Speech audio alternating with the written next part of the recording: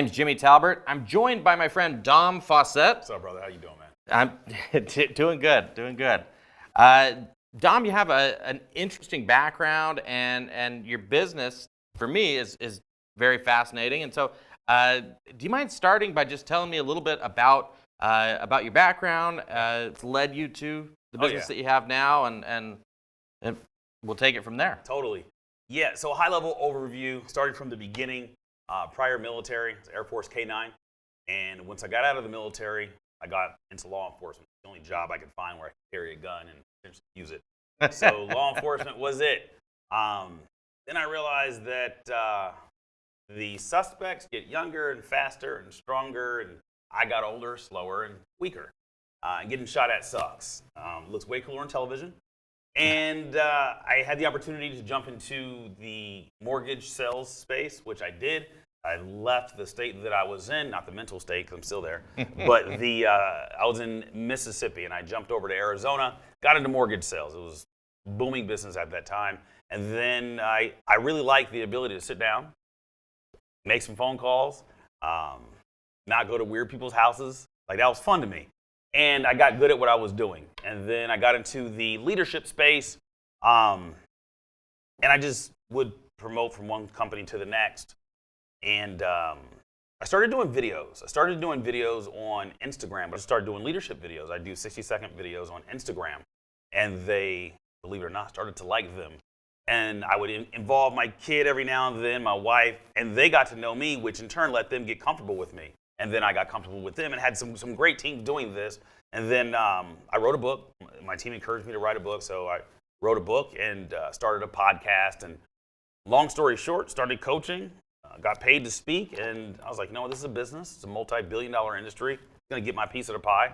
And my mantra or mission for self is change one life every day for the rest of my life. And I do that with platforms such as this and obviously stage.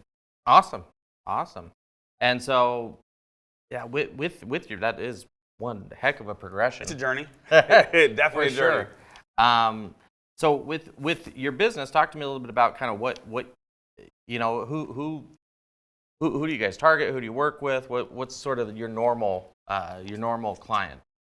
You know, Think, React, Lead, you don't know, I'm telling you this. Think, React, Lead is the name of my company. And Think, React, Lead is a mantra that I lived by in the military. Think as an executive, react like a soldier, and lead.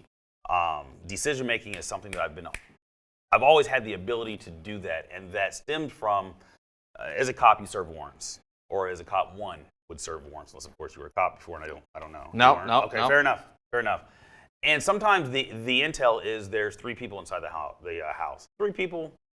I'm thinking, I got this. Kick in the door, you do your thing. But sometimes you kick in the door, there's not 3 people in there, there's 6. You don't have the luxury of saying, pause. I'll be right back. You guys leave all the paraphernalia out, the gun. You guys just don't move. I'm going to come back with some folks. But you got to make a decision in that moment, right?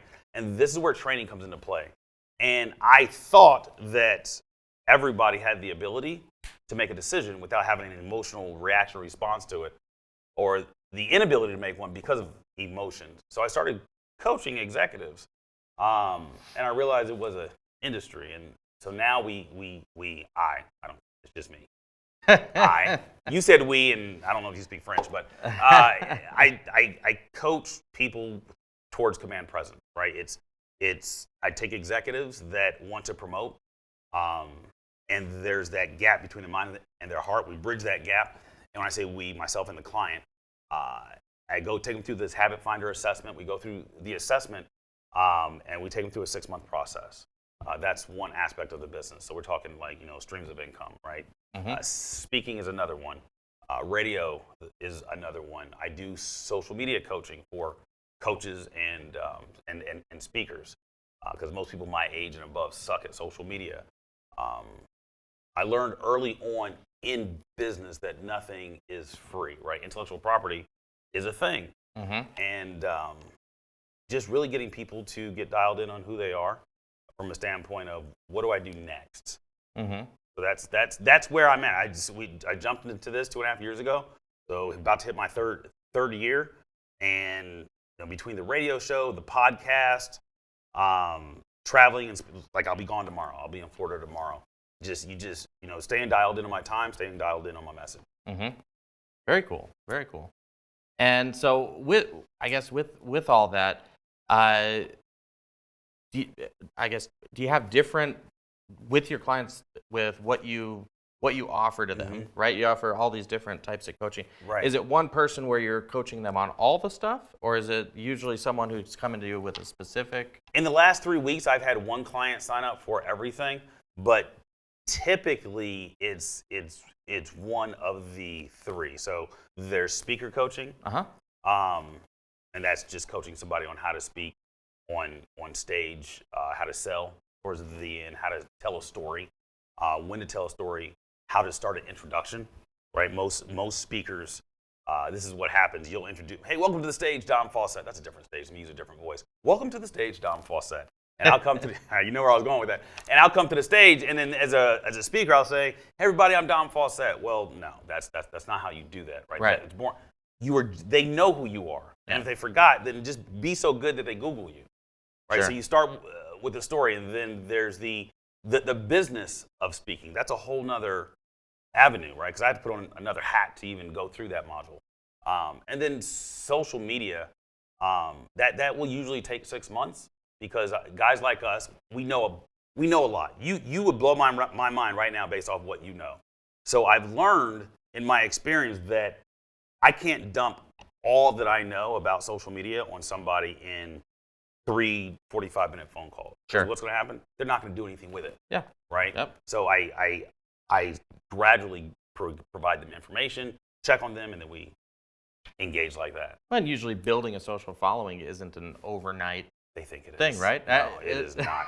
I left corporate America with 2,000 followers on my Instagram and like 200 people on my Facebook and maybe 500 in my LinkedIn. And now I don't track of the numbers now, but it's obviously grown. I hope so if you're coaching people on that. Yes. I can get you to 3,000 followers in 8 months. That's really cool. So when you're coming back to talking about speaking in front of people and presenting, that's something that a lot of people have seemed to struggle with. Oh, yeah. I know that a lot of our clients here in the studio, that's something they're real nervous about, is getting on camera or Right. they don't like the sound of their own voice. Correct. Basically. So what would you, I guess, what are some are there some Tactics. maybe 3 tips, tactics, techniques that you'd People recommend? ask, how do you get better at speaking? My primary response, do a video a day. Do a video. If you do a video, that's how I got started, right? I don't preach or coach anything that I've never done.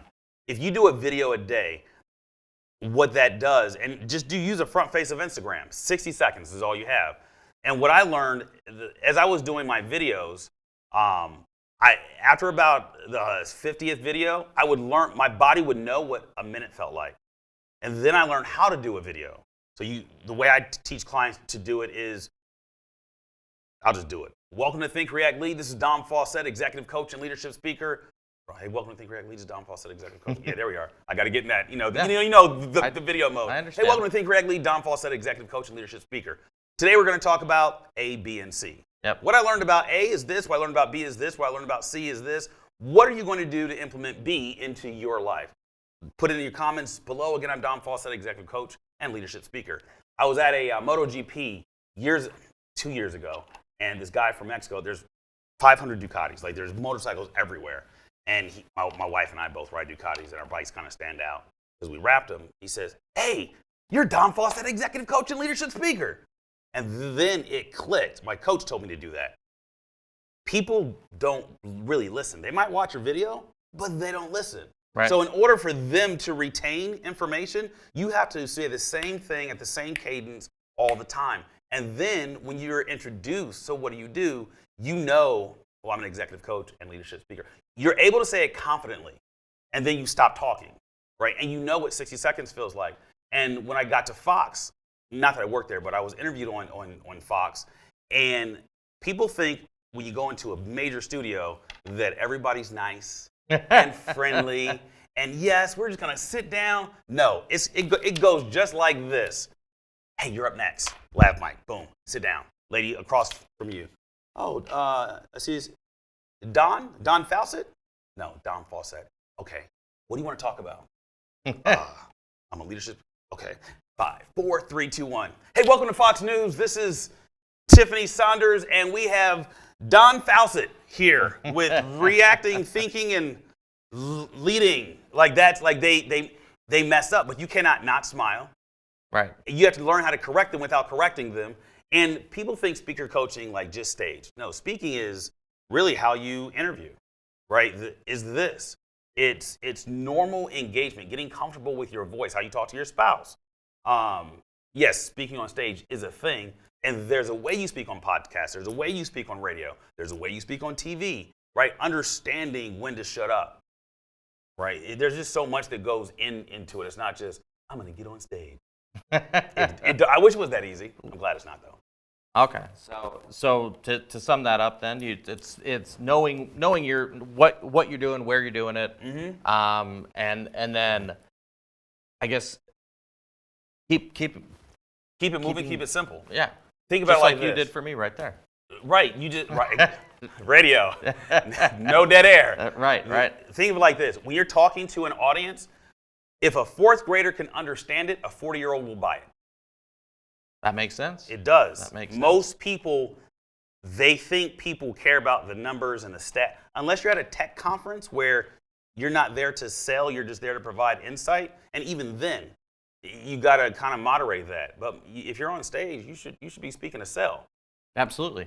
You're selling them on their time to sit there and listen to you, right? And entertain them. And one thing that I learned that is ringing true with what you're saying a long time ago is people don't necessarily know or care what you're saying. It's how you made them feel. That's what they'll remember, and that's what they'll what will resonate with them long term.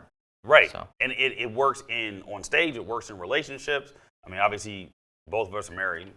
I don't remember what my first conversation was with my wife. I know how she made me feel, but I don't remember the conversation. Right. I'm not going to tell her it's not important, but it's not important. Right.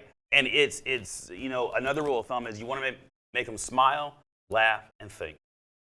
And that, not just once, but that's the cadence. Yeah. Make them smile, laugh, and think. Make them smile, laugh, the rhythm. And think. Right. And here's a trick. Watch stand-up comedians. Because if you think about it, a stand-up comedian gets on stage, he or she, and the audience is there to laugh. But what do? You're not going to make me laugh. So he or she had about 10 to 15 seconds just to get them to, he or she might be funny, to open up. As a speaker, it's the exact same. You got to tell a quick story. Yeah. Right? Yeah. And make them not feel like they're being sold. Well, you think about it, the best speeches you've ever heard, you think, there was times where I was ready to cry, and there's times where I was chuckling, and then there's things that you took away, things you remember. So true. So true. Yeah, the entertainment value always has to be there. Speaking is 80% entertainment, 20% education. And I've never heard that before, but that's absolutely true in my experience, anyways. Because look at the speakers that you don't like. Not that you don't like. Have you ever seen a speaker? You're in the audience and you're so embarrassed for them, and you're just like, he's only 5 minutes in of a 30-minute talk. And you see them struggling. That it takes reps to get to the point of being able to orate and shift with your audience. I told you when we were off air that I don't use a PowerPoint. Yeah. Right. And I don't use a PowerPoint because if I solely practice with a PowerPoint and then I get to an engagement, even if the PowerPoint works, but the audience, it just doesn't match the level of attendance, I have to learn to shift. Sure. And a lot of speakers, they make the mistake of standing behind a lectern, or they stick to one side of the stage. I don't care how high the stage is, an audience of less than 400 people, I'm going to walk into the audience. Right? And then learning how to throw your voice, learning microphone placement. Sure. There's just all these things that people, out of nerves, they'll get to the stage, get to the mic, and they'll leave it right here. And they will squeak, like you see their knuckles turn white, and then their lips get dry. If your lips get dry, right before you go on stage, take chapstick and put it on your teeth. It stops your lips from sticking. Right, you wouldn't know. Interesting tip as well. Yeah. I mean, I am a coach, so in speaking, right. Yeah. I would hope you don't know all of these tips and tricks. Yeah. But yeah, it stems from. I think if a speaker, no matter what their content is, can go to like junior high or elementary school, or maybe you go to a church, you can speak to a children's church. Find an audience that doesn't know that you don't know what you're talking about. Mm-hmm. And if you can keep their attention, you'll win adults over every single time. Doing good.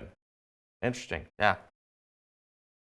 Well, I think that kind of sums it up for what we're going to go through today. So hopefully you'll be back on for more shows later on. But thank you very much for joining us today. Make sure whatever platform you're on, you both like and subscribe. And see us for the next edition of Here's Why, brought to you by WHYnot Results.